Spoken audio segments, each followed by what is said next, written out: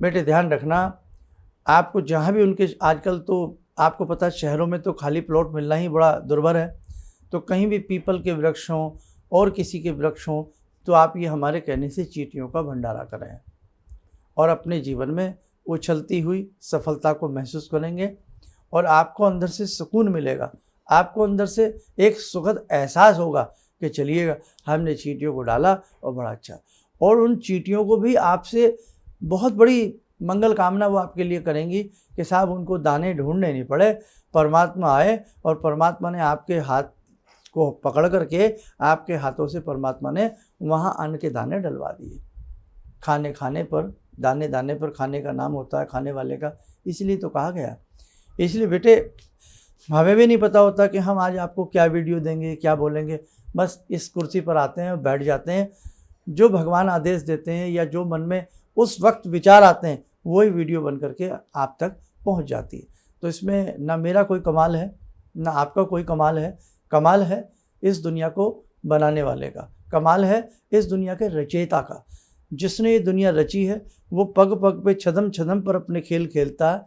हम तो एक नाट्य कलाकार हैं इस मंच के, हम कठपुतली हैं, धागे तो परमात्मा के हाथ में हैं, जैसे वो चाहे हम नाच लेते हैं, वो नचा लेता है।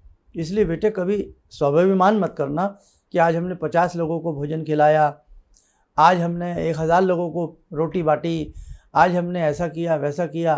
तो ये चीज़ें आप मत करना कभी भी।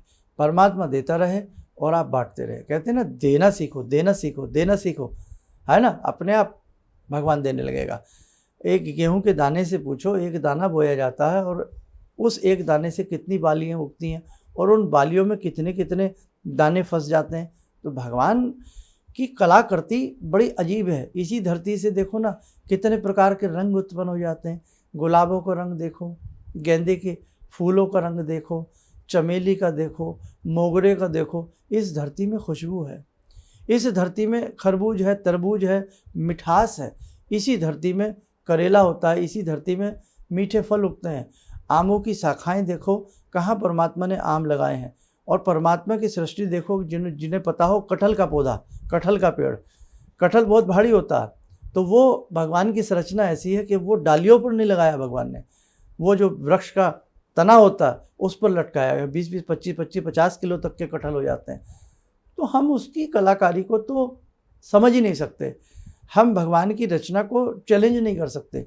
लेकिन आज हम प्रकृति से भाग रहे हैं, आज हम प्रकृति से परे होते जा रहे हैं, दुख पा रहे हैं, दुख पा रहे हैं। इसलिए वृक्षारोपण की अति आवश्यकता है, सभी प्राणियों के ऊपर दया की अति आवश्यकता है। आने वाला वो समय आ रहा है बेटे, मैं आपको बहुत दिन से कह रहा हूँ, मैं आपको डरा नहीं रहा हूँ। आप सेवा भाव में जुट जाएं, नॉन वेज को अपने जीवन से निकाल फेंकें, नॉन वेज खाना बंद कर दें, बिल्कुल फुल स्टॉप लगा दें।